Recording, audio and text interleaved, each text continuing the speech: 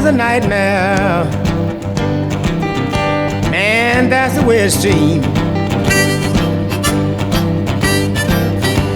Life is a nightmare.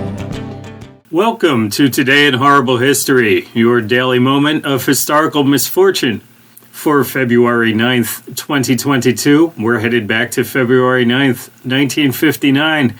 On that date, the world got a whole lot scarier as the first ICBMs, that's intercontinental ballistic missiles, were deployed, armed with nuclear warheads. An ICBM is a multi-stage rocket, one with a range of more than 3,400 miles. When used as weapons, they actually enter near space as they fly between continents. We're not going to try to cover the Russian Revolution, formation of the Soviet Union, World War II, and the origins of the Cold War in this video.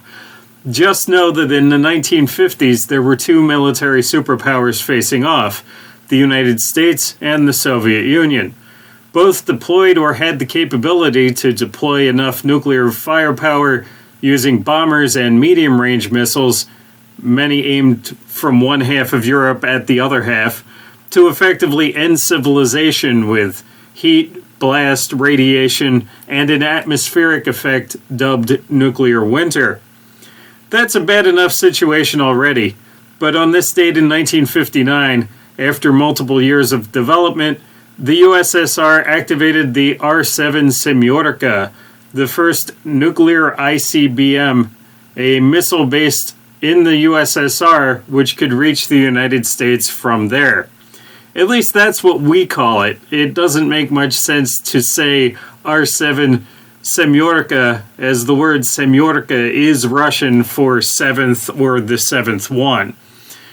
The Soviets began their rocket research in earnest in the wake of World War II, based in studying the crude German V-2 rocket, and quickly became the leaders in the space race. They were the first to launch a man-made satellite, first to put a man in space, and then to put a woman in space, and so forth.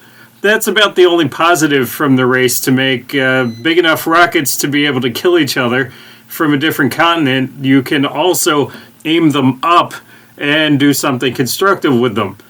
In recent years, when NASA wound down the space shuttle program, the American space program became dependent upon Russian Federation rockets to get payloads into space, actually for more than a decade. So it's clear that Russia to this day has some quality rocket mojo. Getting back to 1959, the deployment of ICBMs made the world an immediately scarier place, which it very much still is. Initially, these rockets that could travel 3,000, 4,000 and more miles had the disadvantage of somewhat crude steering. That's improved, which doesn't make the world any less scary. But this also meant that the players in the nuclear game made up for this lack of accuracy and lack of quality with quantity, with mass production of missiles and warheads, producing and deploying thousands and thousands of each in hopes that should someone push the proverbial button, enough missiles from one's own side could be launched ahead of the opposite side's missiles landing and destroying those deployment sites before they could be used. And wouldn't that be a shame? The last act of each side of the planet was and is still planned to be one last push to destroy the other side of the planet. There's no capping off this story with an ending. Nothing is ended. About 10 countries are known to have nuclear arsenals, and almost all of those have ICBM capability attached. The Bulletin of the Atomic Scientists, a publication by scientists interested in peace, has since 1947 made an annual announcement of what they call the Doomsday Clock. It's a PR metaphor for the extinction of humanity. The closer the clock is to midnight, the closer humanity is to being finished. In 1947, the clock was set at 7 minutes to midnight. It's moved a little backward and forward through the years as treaties have been signed and broken, tensions have built up and dissipated, and so forth. Since 2020, the clock has been stuck at 1.5 minutes to midnight, the worst assessment of humanity's future they've released.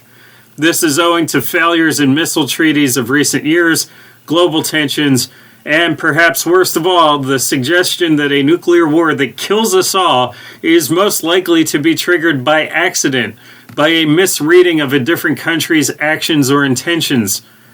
There have, in fact, already been several incidents that came extremely close to ending humanity with ICBMs, stopped at the last minute through intervention by cool-headed commanders who preferred to wait and get more data instead of making a final decision for everyone.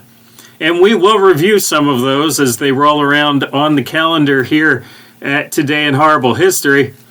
That's assuming the days keep coming up on the calendar. Be sure to like this video and subscribe to the channel for more Today in Horrible History. Remember that after a brief visit, the rest of your day can only seem better by comparison. Life is a nightmare. Man, that's the way it seems. Life is a nightmare.